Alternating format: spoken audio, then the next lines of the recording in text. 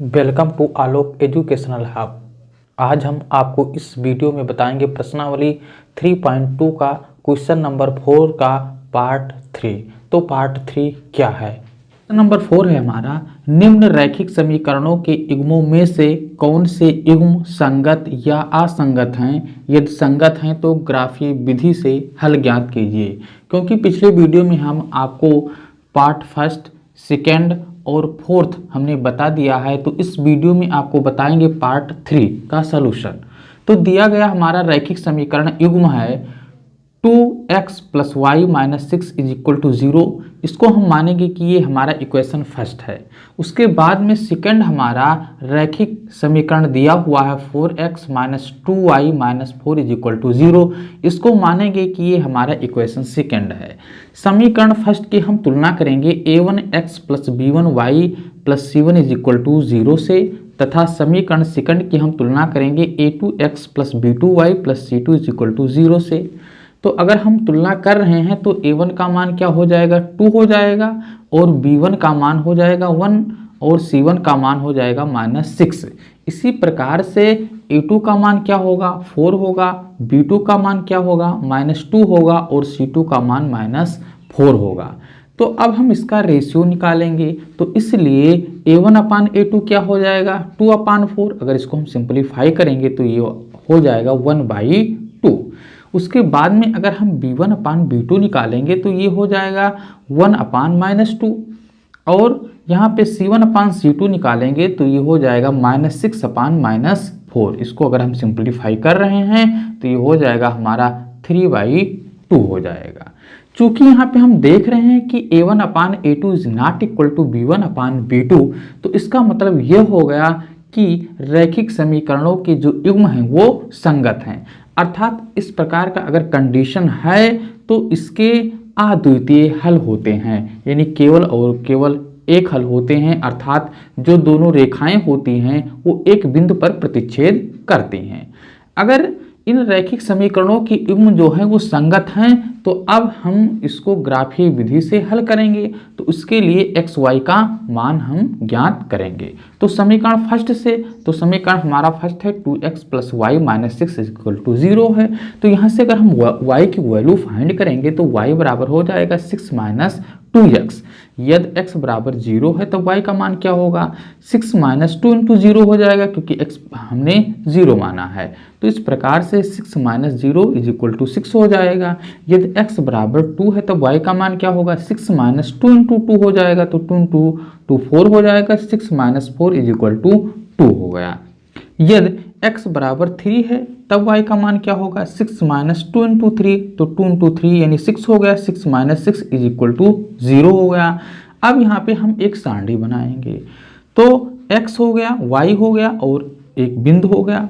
x बराबर 0 है तब y का मान क्या है, 6। अगर x बराबर 2 है तो y का मान भी 2 है। x बराबर 3 है तो y का मान क्या है, 0 है। तो इस प्रकार से हमारा बिंदु हो गया a 0,6, b 2,2, और c हमारा पॉइंट हो गया 3,0। उसके बाद में हम समीकरण सेकंड से, तो समीकरण सेकंड हमारा क्या है, 4x - 2y - 4 = 0 है। तो यहाँ से अगर हम 2y की वैल्यू फाइंड करेंगे तो 4x - 4 हो जाएगा। अब 2 से हम दोनों पक्षों में डिवाइड करेंगे, यानी दोनों साइड्स में, तो y = हो जाएगा 2x - 2। अब यहाँ पे यदि x बराबर 0 हम रख दें तब y का मान क्या होगा, तब y का मान हो जाएगा 2 × 0 - 2, यानी 2 × 0 यानी 0 हो गया, -2 यानी इसको हम अगर सॉल्व करेंगे तो -2 आ गया। अगर x बराबर 2 हम यहाँ पे रख दें तब y का मान क्या होगा, 2 × 2 हो जाएगा, -2, 2 × 2 4 हो जाएगा, -2 यानी ये जो वैल्यू आएगी वो 2 आएगी। यदि x बराबर हम 3 रख दें तब y का मान क्या होगा, 2 × 3 हो जाएगा, -2 यानी 2 × 3 6 हो जाएगा, 6 - 2 = 4 हो जाएगा। तो इस प्रकार से हम यहाँ पे एक और सारणी ड्रा करेंगे। तो x बराबर 0 है तब y का मान क्या होगा, -2 होगा। अगर x बराबर 2 है तब y का मान क्या होगा, 2 होगा। x बराबर 3 है तो y का मान 4 होगा। तो इस प्रकार से हमारा बिंदु हो जाएगा, इसको हम मानेंगे D, 0, -2। चूंकि हम यहाँ पे जो हमारा पॉइंट है 2, 2 इसको हमने B पॉइंट माना है, तो यहाँ पर भी हमको B पॉइंट मानना पड़ेगा। B पॉइंट हमारा हो जाएगा 2, 2। उसके बाद में हम इसको E पॉइंट मानेंगे 3, 0।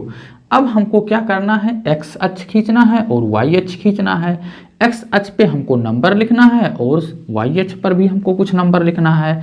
तो इस प्रकार से हम देख रहे हैं कि यहाँ पे जो a का मान है, यानी a जो पॉइंट है वो 0, 6 है, यानी x की वैल्यू 0 है और y की वैल्यू 6 है। तो इस प्रकार से ये हमारा पॉइंट हो जाएगा, यानी x का मान चूंकि 0 है, y का मान 6 है, तो ये हमारा y अक्ष पे पड़ेगा। तो इस प्रकार से a हमारा पॉइंट हो गया 0, 6। उसके बाद में हम b पॉइंट की अगर बात करें तो 2, 2 है, यानी x पे हमारा 2 है और y पर भी हमारा 2 है।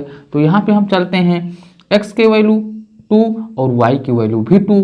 तो इस प्रकार से हमारा b पॉइंट मिल जाएगा 2, 2। उसके बाद में c पॉइंट हमारा 3, 0। तो x की वैल्यू क्या है, 3 है, y की वैल्यू 0 है, तो ये आपका x अक्ष पे पड़ेगा। तो इस प्रकार से हम देख रहे हैं कि x का मान जो है 3 है, तो x अक्ष हो गया, y का मान यहाँ पे 0। तो इस प्रकार से हमारा c पॉइंट हो गया 3, 0। तो इस प्रकार से हमें ये लाइन प्राप्त हुआ a, b, c। उसी प्रकार से हम सारणी सेकंड की सहायता से भी हम लाइन ड्रा करें। इस प्रकार से देख रहे हैं कि जो हमारा d पॉइंट है 0, -2, यानी x की वैल्यू 0 है और y की जो वैल्यू है वो -2 है। तो इस प्रकार से ये हमारा d पॉइंट हो जाएगा 0, -2 हो जाएगा। अब यहाँ पे चूंकि हमारा b पॉइंट था 2, 2, तो चूंकि यहाँ पर भी वही पॉइंट है b 2, 2, तो ये हमारा पॉइंट वही हो जाएगा b 2, 2। उसके बाद में यहाँ पे e पॉइंट है 3, 4, यानी x की वैल्यू 3 है और y की जो वैल्यू है वो 4 है, यानी x पे हमको 3 जाना है और y पे हमको 4 जाना है। तो इस प्रकार से e पॉइंट हमारा प्राप्त हो गया 3, 4। अब हम इस पॉइंट्स को आपस में मिलाएंगे तो इस प्रकार से DBE यानी ए रेखा प्राप्त हो गई। तो इस प्रकार से दोनों समीकरणों से हमको दो रेखाएं प्राप्त हो गई, ABC और DBE। तो ये दोनों रेखाएं जो हैं वो बिंदु B पर क्या करती हैं, प्रतिच्छेद कर रही हैं, यानी B जो पॉइंट है हमारा 2, 2 है। तो इस प्रकार से हम देख रहे हैं कि यहाँ पे x का मान 2 है और y का मान भी 2 है। तो इस प्रकार से इसका हल हो जाएगा x बराबर 2 और y बराबर 2। ये दिए गए रैखिक समीकरणों युग्म के हल हैं। तो इस प्रकार से हम देख रहे हैं कि जो ये हमारा ABC है वो 2x + y - 6 = 0 को प्रदर्शित कर रहा है, और जो ये लाइन है DBE वो 4x - 2y - 4 रैखिक समीकरण को प्रदर्शित कर रहा है।